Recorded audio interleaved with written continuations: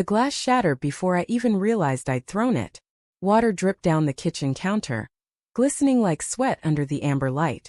My hand trembled, half from rage, half from disbelief. Across from me, Ava stood perfectly still, arms folded, her eyes sharp and cold, like a surgeon about to make the first incision. "Once every 3 months," she said calmly. "That's all I can give you." The words didn't register at first. My ears rang. My chest tightened. "What are you talking about?" I asked, my voice hoarse. She didn't blink. "Intimacy. Physical connection. I need space. I need control. So from today on, once every 3 months. Her tone was clinical, stripped of affection. The woman who used to fall asleep on my chest after laughing too hard at bad movies now spoke to me like a landlord setting new rules. I stared at her, searching for a flicker of remorse, but there was none. Only exhaustion. Or was it indifference? When she left the room, I stood there alone, surrounded by the shards of my own disbelief. For the first week, I tried to reason with it. Maybe she was stressed. Maybe the late nights at work had burned her out. Maybe this was temporary. I told myself she was going through something personal, something she couldn't articulate. Marriage wasn't always passion and fireworks. Sometimes it was silence and patience, right? But the silence turned into distance. And the distance became walls. She'd come home later, always smelling faintly of jasmine and smoke, like a perfume she never used before. Her phone was always face down, locked, notifications silent. When I'd ask about her day, she'd smile faintly and change the subject. "You wouldn't understand," she'd say, pouring herself a glass of wine and vanishing into the bedroom. I began sleeping on the couch. Voluntarily at first. By the second month, it didn't feel voluntary anymore. Ignoring her was my form of protest. If she wanted space, fine. I'd give her an entire universe. I stopped calling her during work. Stopped asking when she'd be home. Stopped noticing when she wore new clothes or got her hair done. I focused on my job, my workouts, the mindless repetition of existing.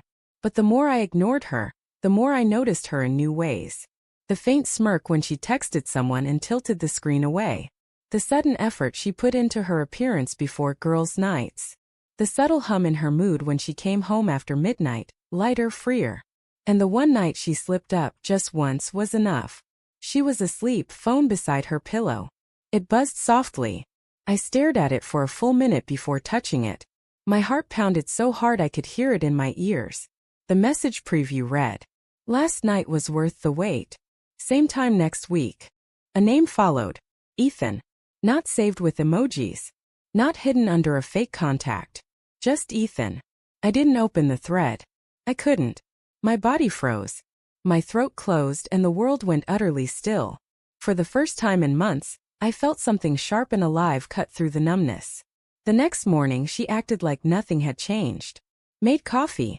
Hummed softly. Kissed my cheek. That kiss burned. I watched her pack her tote bag. Same bag she always took on yoga nights. Her movements were so natural, so practiced, it sickened me. "Where are you going?" I asked, voice even. "Yoga," she said. "Then drinks with the girls." I nodded slowly. "Ethan going too?" Her head snapped up. The color drained from her face so fast it was almost beautiful. "What?" I smiled faintly, shaking my head. "Nothing. Have a good night." The silence that followed was heavy, trembling like a wire about to snap. She wanted to ask how I knew. But she didn't. That told me everything. I didn't confront her right away. That would have been too easy for her. I wanted to see. To know. So I waited. 3 nights later, she said she was working late. I followed. The parking lot behind her office was dimly lit, the rain slicking the asphalt into a mirror. Her car was there. So was his, a black sedan with tinted windows. When she stepped out, she wasn't wearing her usual office clothes. She'd changed into something else, something meant to be seen. And when she met him halfway between the cars and kissed him like she'd been starved for years, I stopped breathing. The sound of it, the faint gasp, the wet urgency of it, will haunt me forever. I didn't move. Didn't cry. Didn't even rage. Just watched. It felt like watching a stranger wear my wife's skin. That night I came home before her. I poured 2 glasses of wine and waited in the dark. When the door opened, I didn't turn on the light. She jumped when she saw me. Jesus, you scared me. Sorry, I said softly. Did yoga run late? She froze. I told you. You said yoga. Then drinks. But the thing is, I leaned back, swirling the wine. I drove by your office tonight. Her breath hitched. I could hear it, the tiny stutter of panic. Ava, I whispered. Don't lie to me again.